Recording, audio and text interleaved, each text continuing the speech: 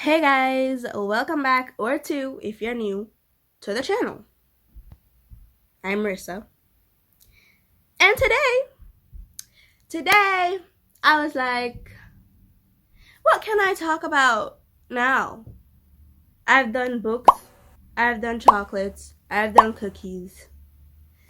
I want to get into technically my first love, anime. Anime, yes, I know, I know. But like, yeah, basically, this video, I want to talk about 5 anime characters that I would lay my life down to protect. Okay, so we're just gonna get right into it. No wasting time. First character is Katsuki Bakugo. Need I say more? Listen, if y'all know Katsuki like I know Katsuki, I shouldn't need to be explaining myself because of this fact. Okay, let me be completely honest. In season 1, I hated his guts. I was like, oh my gosh, hurry up and die. You're infuriating, you're obnoxious, you're insufferable, I hate you. But then, particular scenes from MHA came up, and I was like, hold on. He's just misunderstood. Scenes like this one. If I had been stronger, if I hadn't been kidnapped by villains, then it never would have happened. All Might knows it was my fault, but hasn't said anything. Everyone has to know, though. I can't get it out of my head. It's like it's constantly playing on loop. So what the hell am I supposed to do? No, he's been carrying this guilt with him the whole time, even more than me. It just... Listen, something in that scene completely altered my brain chemistry to how I saw Katsuki Bakugo. I was like, poor baby. Listen, we all know that he is obnoxious. He thinks his crap doesn't stink. Okay, he walks around like his crap doesn't stink. And you know what? He has the ability to back it up. He can back it up. And that's what's so infuriating to me in the first season. It's like, oh my gosh, you're so awful, but you're so cool. Like, how dare you? How dare you? And I think that is the root of all of his awful behavior. It's his environment, not him. Everybody in his life, grown adults, teachers, children, parents, they were all going around talking about oh my gosh, you're so gonna be the next hero. Oh my gosh, your quirk is so powerful. Oh my gosh, your parents must be so proud. And this little tiny boy, is like, you're so right. I am amazing. And that's the root of all our issues with Katsuki and his awful behavior. In the words of Kirishima, his flaming hot trash mixed with a pile of garbage. Something along those lines, but he was spot on. That's exactly how I would describe his behavior. It was awful. Awful! But there's a reason for the awfulness, you know? And we see that. So yeah, that particular scene where he was feeling so guilty and so torn up, it just really opened my eyes. And it's like, you really are just a kid. Because at the end of the day, they're all 16 to 17-year-olds. And they're facing war. Make it make sense. We'll get into that another time. But yeah, it was like, wow, I can relate to you more. I love you now. You are now my favorite anime character of all time. I said it. Moving on.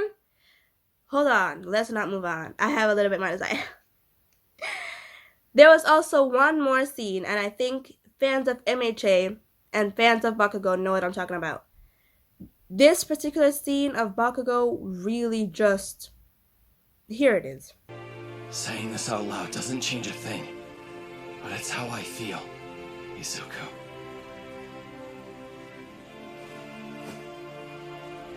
I'm sorry for everything.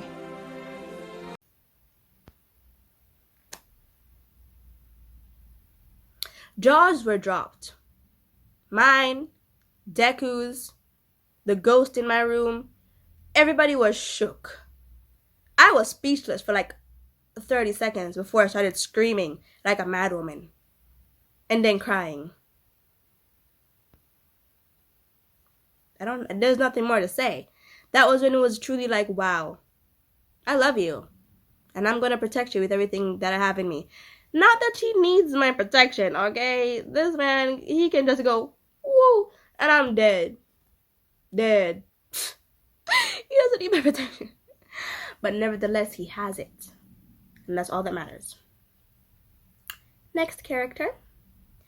Now, these characters, they it's like not one, but they're kind of a package deal. So I'm counting them as one. And it's these guys. Gon Freaks and Killua Zoltik. Oh my gosh. They're my children. That's all I have to say. I have adopted them. From the very first episode, Gon was my child. He was just too adorable, too pure, too innocent, too kind-hearted for me not to be like, okay, I'm taking you under my wing. Come on. Let me hide you from the gruesome world. Okay, again, he doesn't need me to hide him. Best he caught a big old fish with his bare hands and a fishing rod.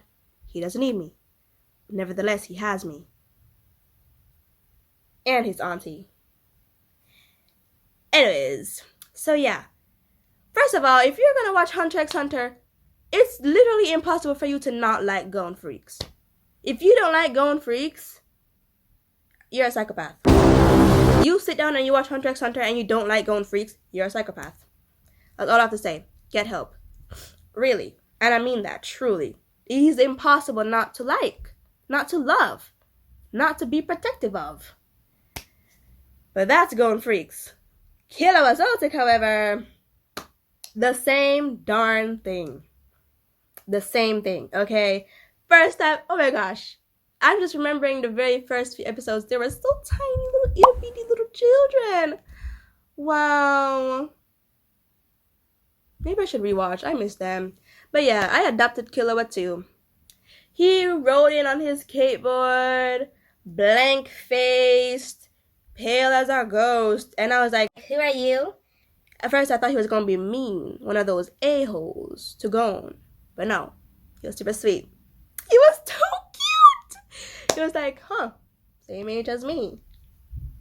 Are you kidding? I love him. And I was like, at that very moment, solidified, okay, you are also my child. Come on, underneath the wing. You're also going to get protected from the gross world. Let's go. I don't care that you are a trained assassin. Okay? I don't care that your entire bloodline is of assassins. I don't care that you can kill me with one single pinky nail. Okay? I don't care. I'm going to protect you with my life. You are my child. That is that. So yes. Also, these two, they could not be more of the term dynamic duo was literally created for Killua and Gon. They are literally the definition. Look up dynamic duo right now and you see a picture of them. They couldn't be more dynamic. And they're the duoest of duos. Okay? We have one trained assassin killer, doesn't know how to interact with people really without trying to kill them or something. Super cute. Did I mention he was a trained assassin at 12? What else? Super on guard. Super, like, guarded against everyone. He thinks everyone is always up to something. He's, like, careful. Super careful. And then you have Gon. You have Gon, the one that would probably walk up to a guy in a white van and it would be like, hey, I got some candy in here. And be like, absolutely! Open the door! Let me get in! Literally. He's so kind-hearted and loving. He sees the good in everything and everyone. He's always thinking of everything as his friend, even bugs. Even bugs. But he's a country boy at heart, so that's not really anything, como se dice, bizarre. But yes. So yes, they're extremely dynamic. You have one that's like the angel on your shoulder telling you to think things through, do good things, help people, do the right thing. Then you have the devil on your shoulder talking about some blow some crap up, bust this joint, shoot all these people, kill these hoes. It's just the best of both worlds, really. Dynamic duo. Love them. I love the way they work together. I love the way they love their friends. I love everything about them.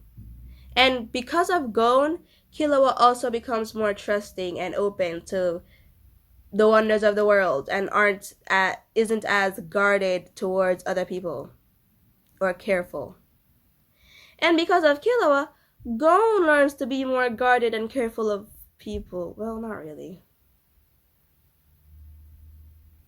Gon rubbed off on Killua way more than Killua rubbed off on Gon, okay? Okay, let's just leave it at that. Let's leave it at that. Next, we have... Not a lot of people are gonna know this anime, and if that's the case, I'm so sorry. We have Gawain!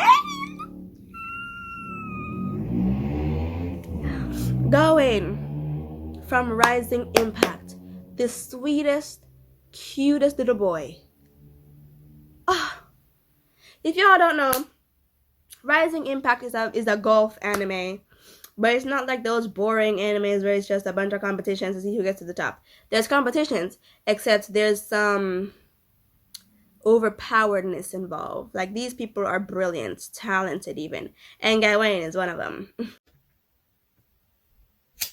Gawain is one of the talented people. Okay, matter of fact, he is the talented person. He is, how old is he, 12? Sometimes I think he's 9, but I'm pretty sure he's like 12, 13. Don't quote me. But, I don't even know what to say. Look at this face. Look at him. He's too cute. How could you not want to protect a soul like that? I have a tendency to adopt children in animes that I feel an overwhelming need to protect. He is one of my children. I have many children. Okay, I've seen many animes and I have many children. He is one of my children. And I'm not even kidding. So yeah. Literally. He's just too precious. And he's so gullible. But that adds to his charm. That's what makes people want to protect him so bad. Because he's literally a child. Literally. He's brilliant. Talented. But he's a child. So you can see how it's like, you know? I hope you know what I mean. Anyways. I am waiting for Rising Impact Season 3. It's about to be awesome. Because what I've seen from Season 2, I'm not going to spoil anything. But Season 2? I'm mad at these creators. Livid even. Upset. Baffled. Appalled. Furious. But it's okay. Y'all made up for it. And you will continue to do so in Season 3.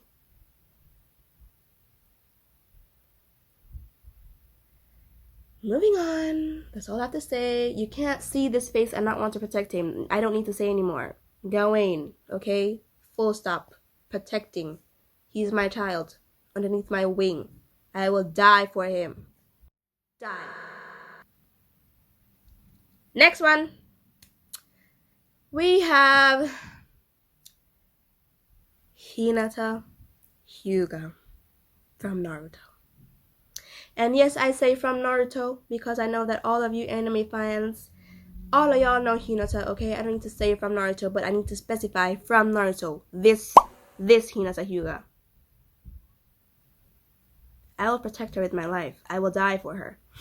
You can't get to Hinata Hyuga without getting through me first. And I will die on that hill. Anybody that I hear talking crap on her name, oh, she's so silent. Oh, she's so useless. Oh, she's kind of weak. Excuse me? Don't you dare. Don't you ever in your life talk on Hinata Hyuga like that ever again. Okay? Okay. Now, I specified from Naruto because this Hinata Hyuga from Boruto, she doesn't need my protection, okay? She doesn't need anybody's protection. She needs to come protect me. This Hinata Hyuga, she's a bad bleep. I love her. So yeah, this one I will protect my life. This one needs to come protect me. Or did I lie? I did not lie. I told no lies this whole time. That's all I have to say. She is just, in Naruto, she came off as a meek, shy, quiet, conservative, introverted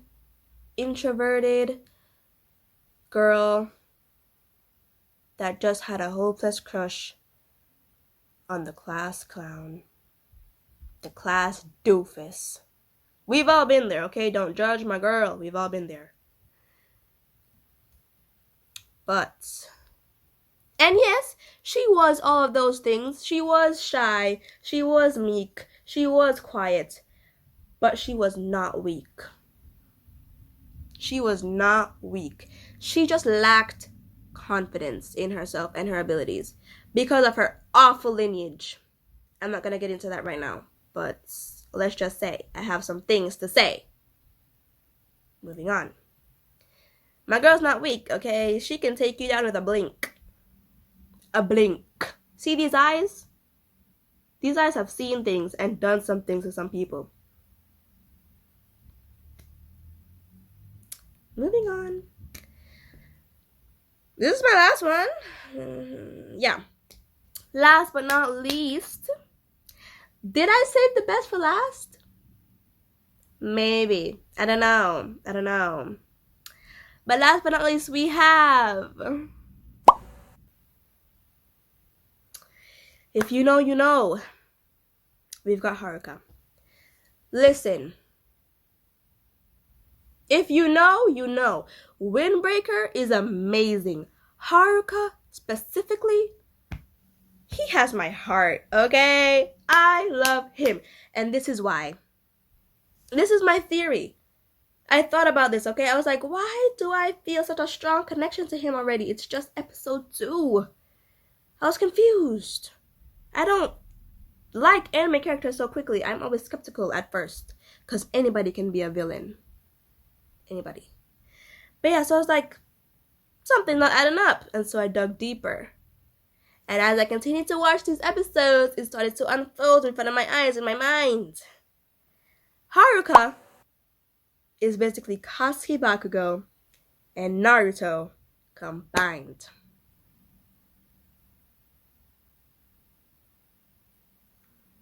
Let that sink in. Think about it.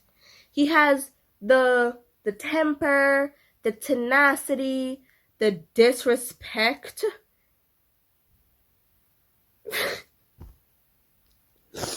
He has all that. He has an awful behavior. Okay? His attitude sucks. Stinks. All of these traits make up Katsuki Bakugo. And the talent. The overwhelming talent. Katsuki Bakugo. And then we have the awkwardness. We have the awkwardness around girls, really. We have the peaks of shyness that we see when he's interacting with new people because he's not used to people wanting to be around him. So we have that. we have the comedy, like non-intentional comedy that comes from him trying to be hostile to protect himself from these people. It comes off as comedic. And to me, that gives Naruto the comedy, not the reason behind the comedy.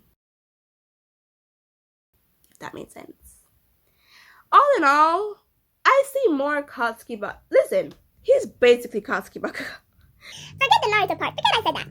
This man is the equivalent, not the equivalent, but like literally Katsuki Bakugo. Traits and all. Their attitudes suck. They literally hate people.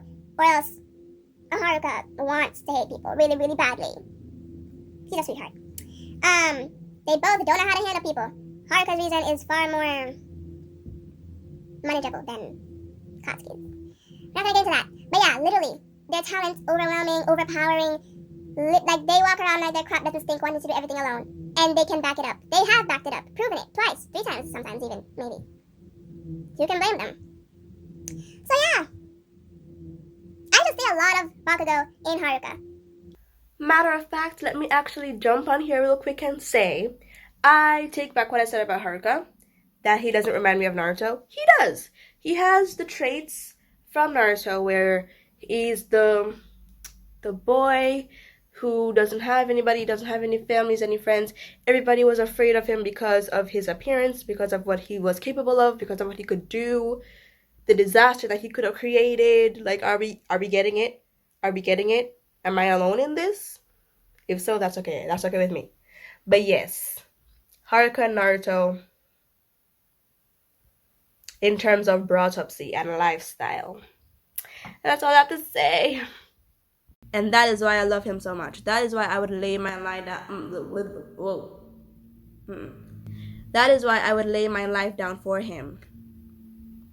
I'm not over exaggerating. I maybe, but I mean it. Okay.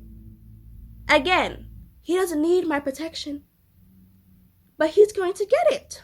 Okay. I love him. Ew, that's weird. Guys, I'm not one of those people that dream about these characters in real life. I love them as characters the same way I love my book characters. So don't get weird. But yes, I only want to talk about 5 because I don't want this video to be too long. I talk a lot, especially about things that I'm passionate about. So yeah, that's all for this video, people. Like 5 anime characters that I would protect with my life. I have a whole lot more. Like I said, I've adopted dozens of children. I should probably open up my own orphanage. I could make a part 2 if I wanted to. Like, I have a lot to say. There are a lot more people, a lot of more things to say. And yeah, and even books wise, I read a lot of romance books. There are some characters in my romance books that I would also lay my life down to protect. Should I make that video next? Maybe. That is all. Thank you for watching. Do the things. Bye.